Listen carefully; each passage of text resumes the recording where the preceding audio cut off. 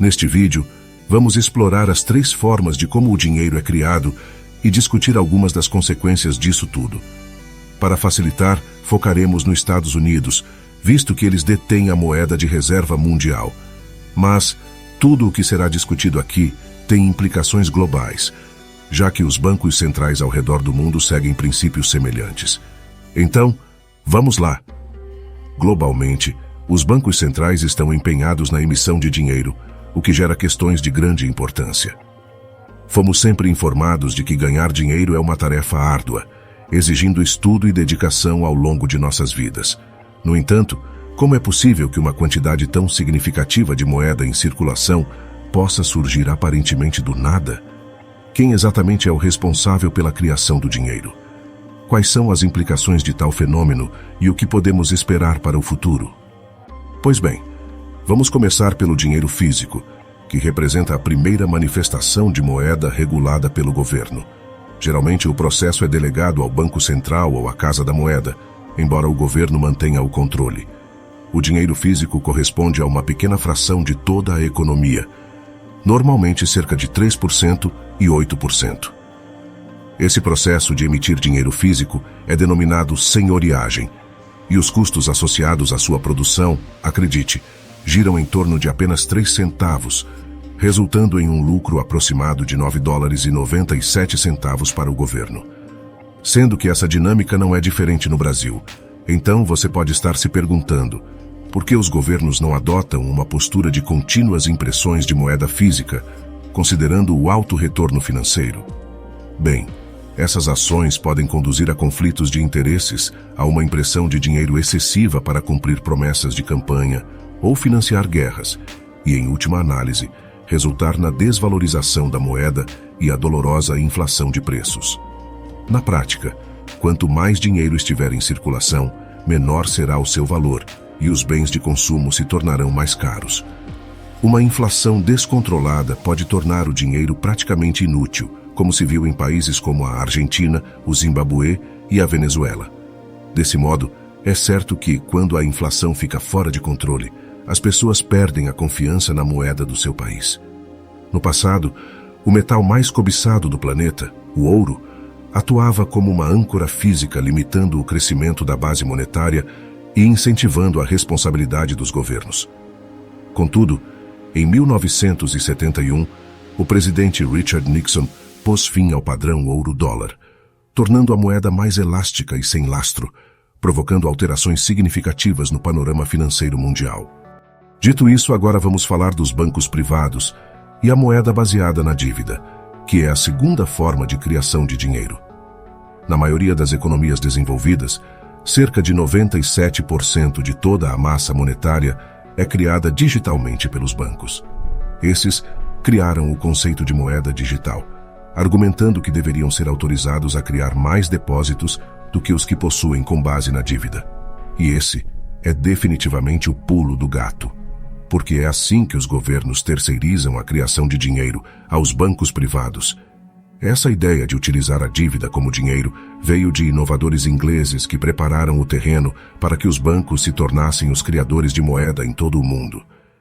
Em 1704, o parlamento inglês aprovou a Lei das Notas Promissórias, que essencialmente permitia a utilização de pedaços de papel chamados notas promissórias como forma de dinheiro. Estas notas eram promessas escritas de pagamento de montantes emprestados, e naquela época eram tão boas quanto a moeda em si. Hoje em dia, digitalizamos este conceito com a criação da moeda digital. A partir daí, os bancos ficaram livres para criar e destruir dívidas, e, consequentemente, dinheiro para si mesmos. Então, para pensar. Sempre que se pede dinheiro emprestado a um banco, ele o cria através do sistema de dupla contabilidade.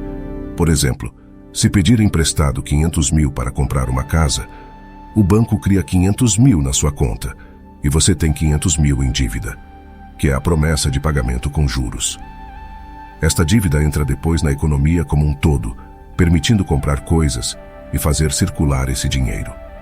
Sendo assim, no nosso sistema atual, a dívida é essencialmente dinheiro, só que de uma perspectiva diferente.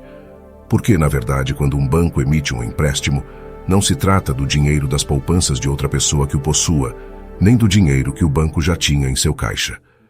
É, essencialmente, dinheiro novo que eles criam digitando num computador. Já o beneficiário deste novo dinheiro é o próprio banco, porque pode cobrar juros sobre ele e obter lucros. Portanto, quando se paga o empréstimo, a dívida e o dinheiro desaparecem. Mas o lucro do banco com os juros se mantém para o próprio banco. Por isso, o mercado imobiliário desempenha um papel importante na criação de moeda digital. Isso porque os bancos descobriram que esta é a forma mais segura e lucrativa de criar dívida, o que colocou as atenções aos investimentos em habitação, fazendo disparar os preços dos imóveis nos últimos anos. Este ciclo criou uma das maiores bolhas imobiliárias do mundo em 2008. Para entender melhor, vamos focar na chave desse sistema bancário complexo, os depósitos. Partindo desse princípio, quando você deposita dinheiro num banco, deixa de ser o proprietário legal desse dinheiro. O banco é que é. Por conta disso, eles mantêm apenas 10% dos seus depósitos em seus cofres e podem emprestar 90% desse dinheiro para outra pessoa. Este processo é conhecido como reserva fracionária.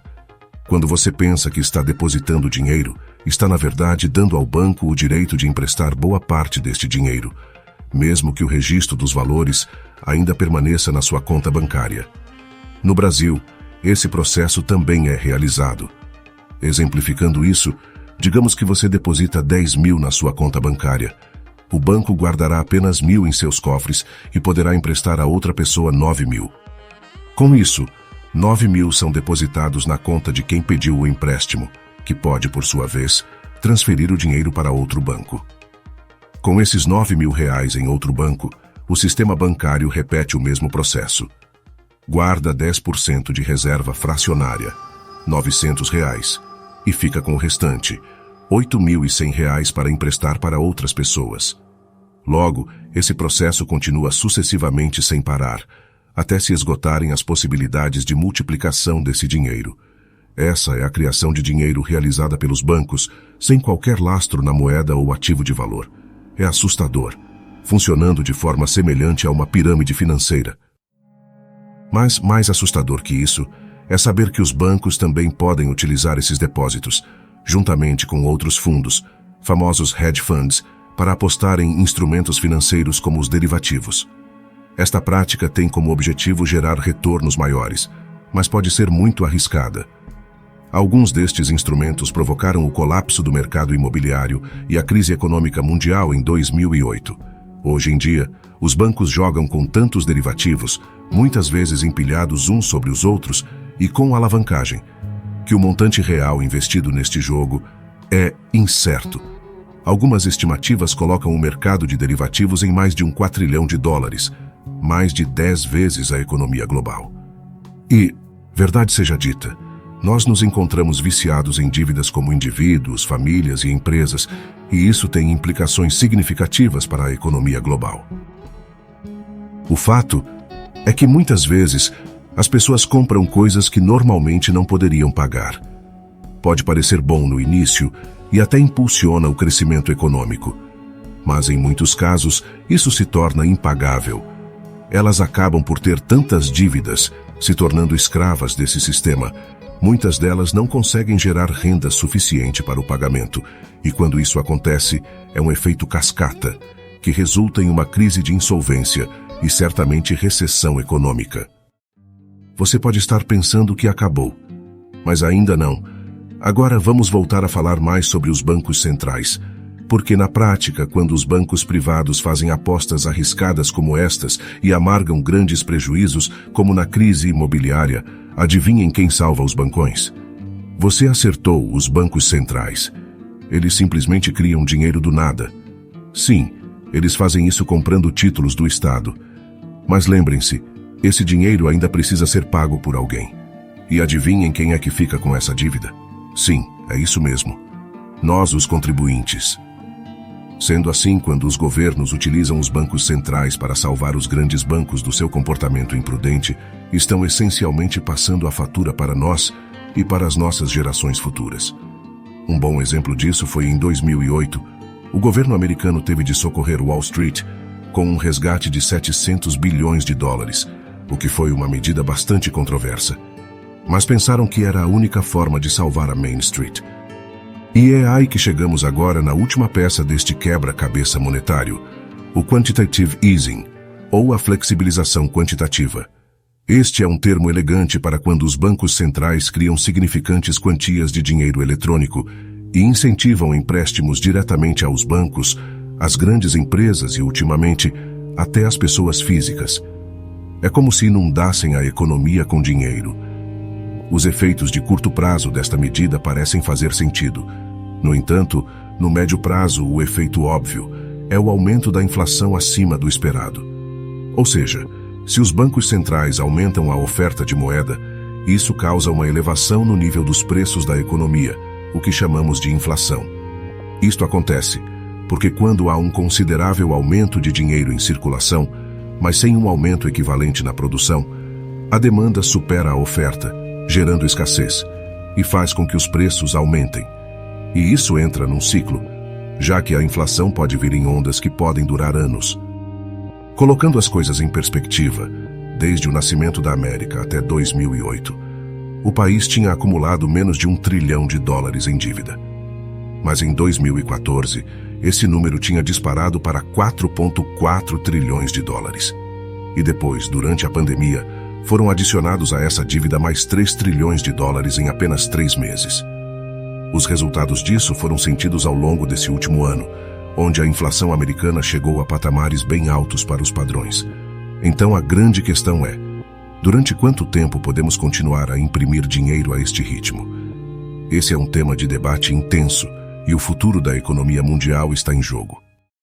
Olha só, deixa eu esclarecer uma coisa. Sou um contribuinte e fico muito irritado quando vejo os constantes resgates e a impressão aparentemente interminável de dinheiro. Quer dizer, se eles podem continuar a fazer isso, por que é que eu tenho de pagar impostos? O sistema não parece ser justo. Por outro lado, como você pode ver até aqui, é possível imprimir dinheiro, mas não se pode simplesmente criar riqueza do nada. A verdadeira criação de riqueza e produtividade requer tempo, esforço, trabalho árduo e investimento. Só que hoje em dia parece que as pessoas não têm paciência para este jogo do longo prazo. Então, como é que podemos nos preservar no meio disso tudo? Bem, obviamente, isso não é um conselho de investimento. Mas talvez valha a pena pensar em converter um pouco do seu dinheiro em ativos que não sejam baseados em dívidas, como uma forma de seguro. Se tiver uma mente mais conservadora, pode considerar o ouro, uma vez que historicamente tem mantido o seu valor. Os sinais continuam aparecendo. China e Rússia estão comprando ouro em quantidades recordes há anos. Por outro lado, caso mantenha uma mentalidade mais aberta, mesmo sem possuir um profundo conhecimento em tecnologia, as criptomoedas podem se configurar como uma alternativa. Especialmente o Bitcoin, que apresenta um conjunto limitado de unidades, impossibilitando a criação ou impressão de novos Bitcoins além do programado, ou seja, é escasso. Trata-se de uma moeda descentralizada que não possui proprietário, que elimina a possibilidade de um grupo ou uma entidade central assumir o controle e influenciar a política monetária. Assim sendo, os governos e o sistema bancário estão, gradativamente, reconhecendo a importância dessa tecnologia. Por fim, a forma de criação do dinheiro e o funcionamento geral do sistema bancário parecem, em certa medida, contraditórios, e um número crescente de pessoas começa a perceber que esse sistema não funciona conforme o esperado. Literalmente, parece que o sistema monetário enraizou-se profundamente, que se tornou quase invisível aos nossos olhos. Raramente questionamos sua operação, e quando as repercussões passam a afetar no nosso bolso, tendemos a focar apenas nos problemas visíveis e questões superficiais. No entanto, ao aprofundarmos nossa análise, revela-se uma combinação complexa e infeliz de um sistema baseado em dívidas, uma financiarização excessiva, riscos morais e uma moeda sem valor real.